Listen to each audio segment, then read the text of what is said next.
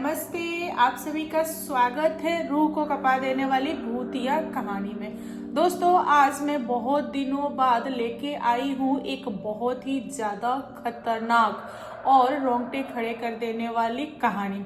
आज की जो कहानी है यह गांव की सच्ची घटित कहानी है और उस गांव का नाम है रहीमपुर।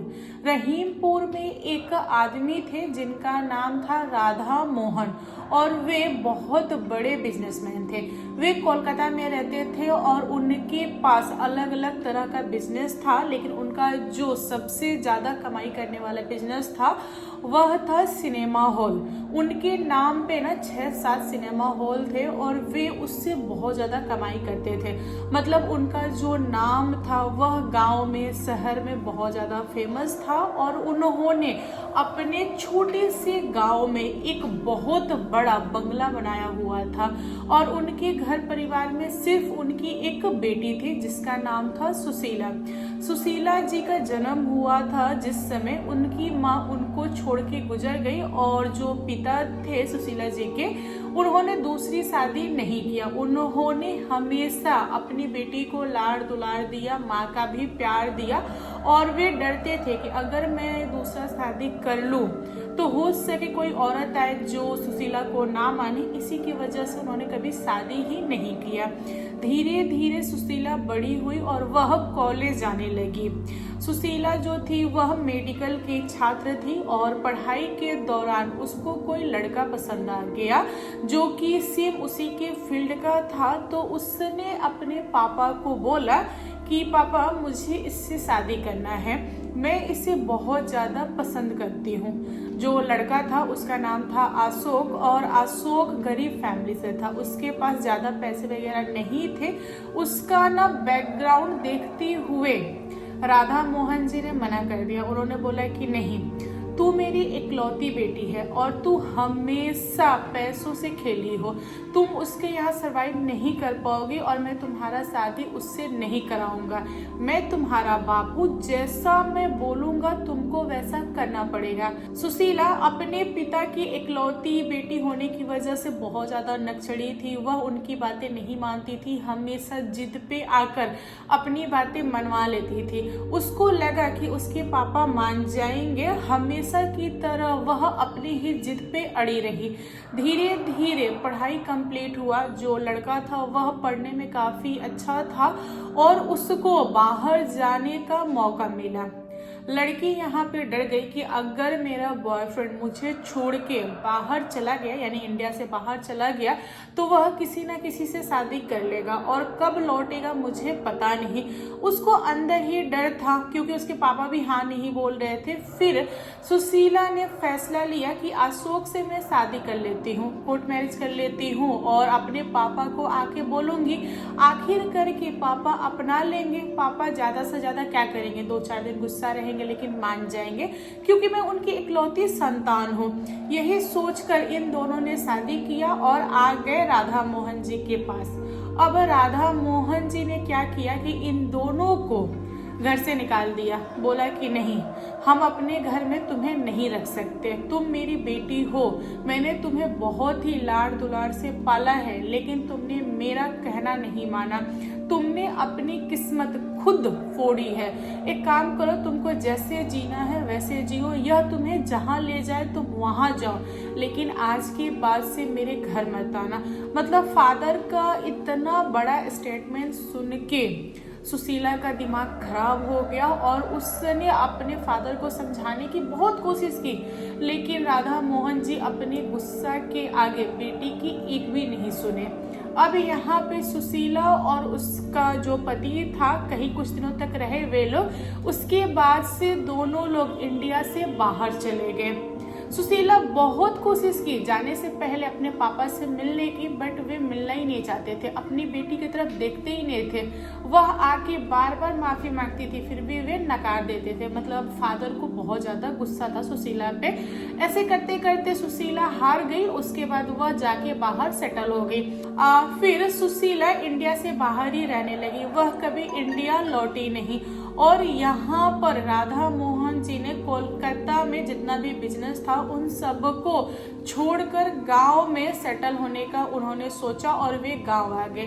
गांव आने के बाद से वह अपने ही घर में रहते थे, किसी से मिलते जुलते नहीं थे, किसी के पास नहीं जाते थे। उनको ना बेटी का बहुत बड़ा सदमा लगा था, उन्होंने अपनी बेटी को खोया था। इस चक्कर में वह बहुत ज्यादा उदास हो गए थे और अकेले रहने लगे। और राधा मोहन जी की जो लाइफ थी वह गांव वाले देख के भी एकदम अचंभा हो जाते थे कि मतलब यह वही इंसान है जो लोगों की मदद करता था, हमेशा खिलखिलाता रहता था, अपनी बेटी से इतना प्यार करता था।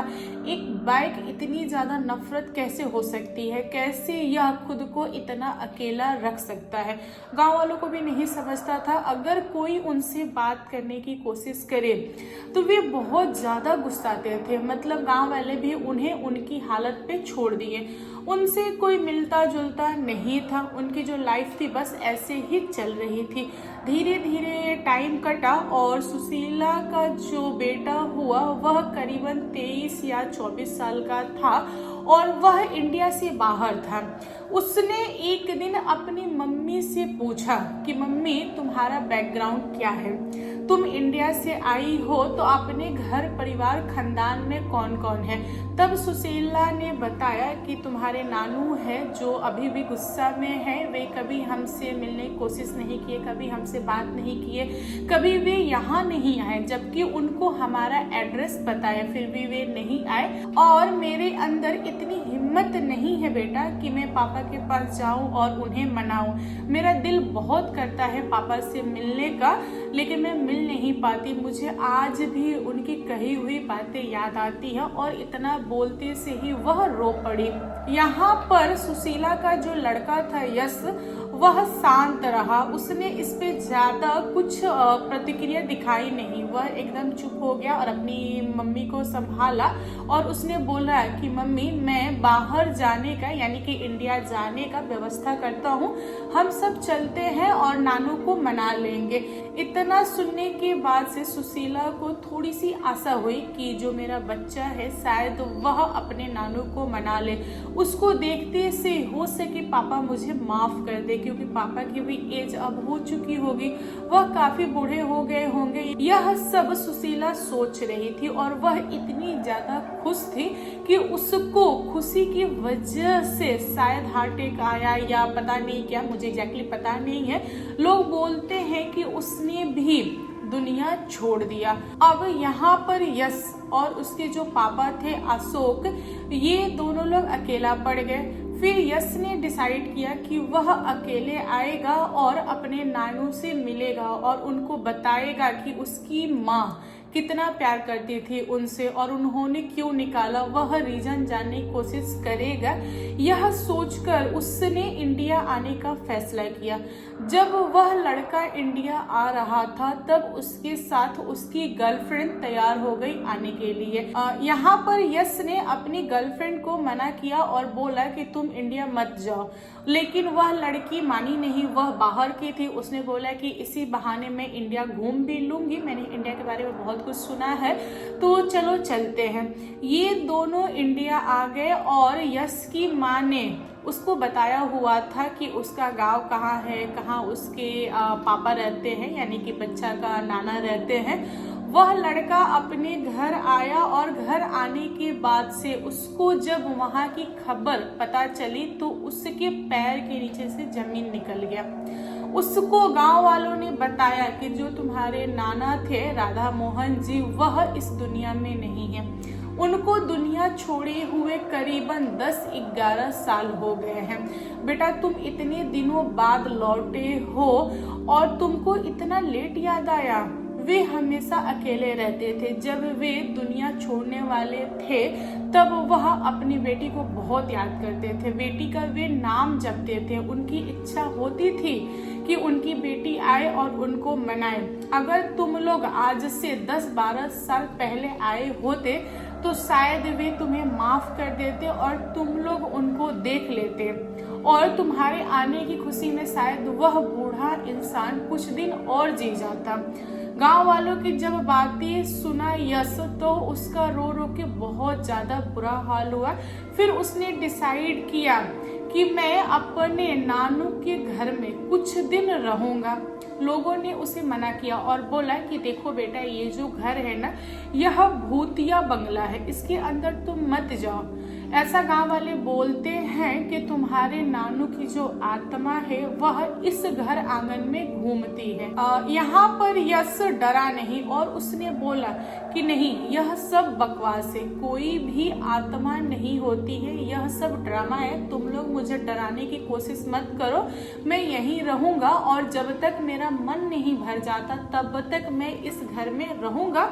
और जाते समय यह अपना जो भी है, मतलब बंगला है, जमीन वगैरह है, यह सब बेच के मैं चला जाऊंगा, क्योंकि सुशीला का बेटा था, उसका हक था उन सारी चीजों पे। गांव वालों के लाख मना करने के बाद भी यश उस बंगला में घुसा और वहां रहने की उसने ठानी।